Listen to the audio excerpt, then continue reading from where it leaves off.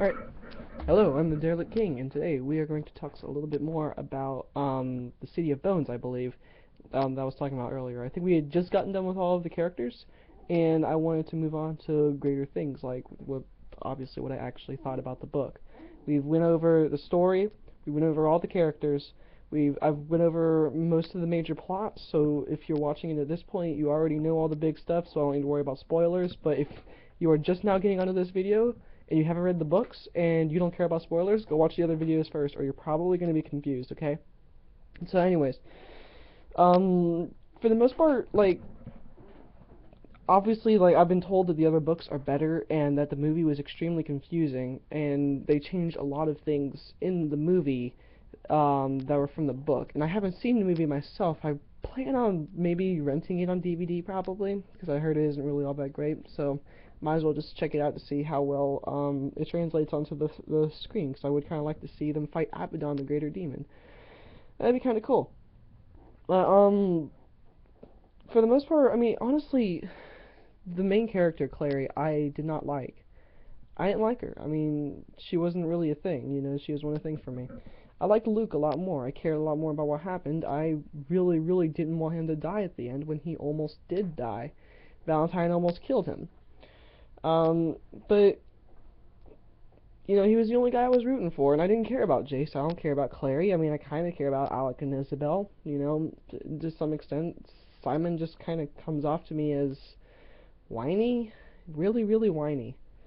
I I'm guessing that he becomes better as a character later on, but I mean, he throws a hissy fit about always being called a mundane and being treated differently because he's mundane, which I kind of understand that to some extent because he's kind of being isolated from the group. Hang on, there we go. He's kind of being isolated from the group, so like, what do? You know? I mean, from that part, I can kind of understand, but for the rest of it, it's just like, come on, man, stop. Because apparently, like, Simon had said that he had loved Clary for like 10 years, I think, and he never said a fucking word to her and started dating Isabel to get her jealous. That's not how it works. Because he wanted to see if Clary had the same feelings for him that she did, that he did for her. That, yeah, you know what I mean. And Simon got mad because it's not what is that bright? I'm sorry.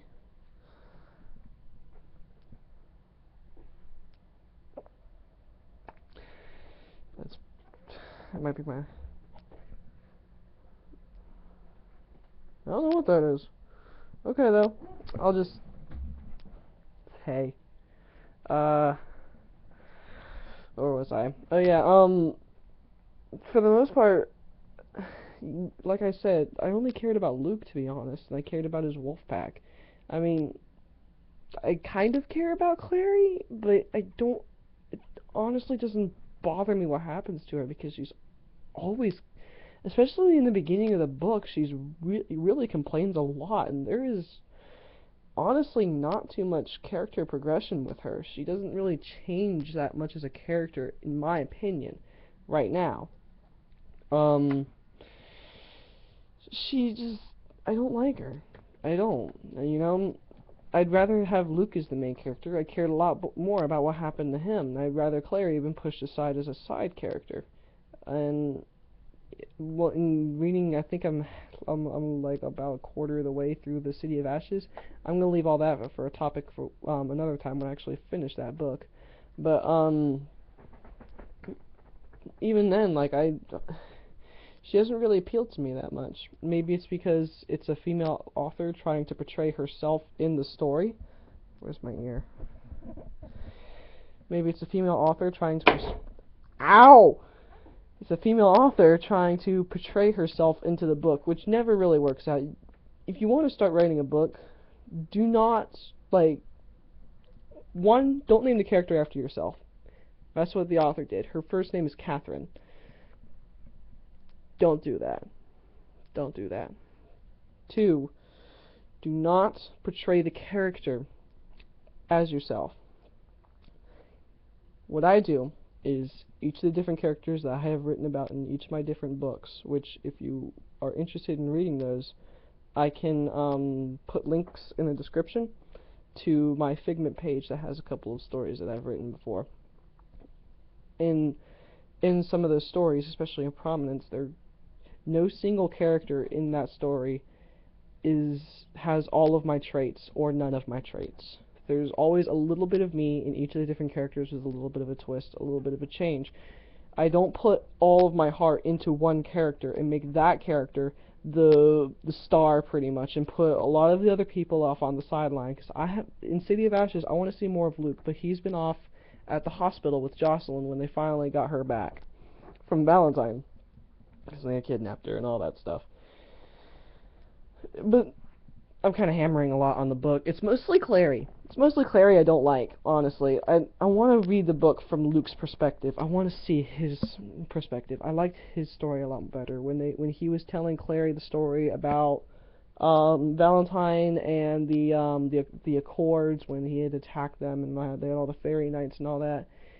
I was more interested in that than I was in Clary trying to get the Immortal Cup back. I'd rather it have been Luke trying to get it back, continuing the story. Start it from the circle.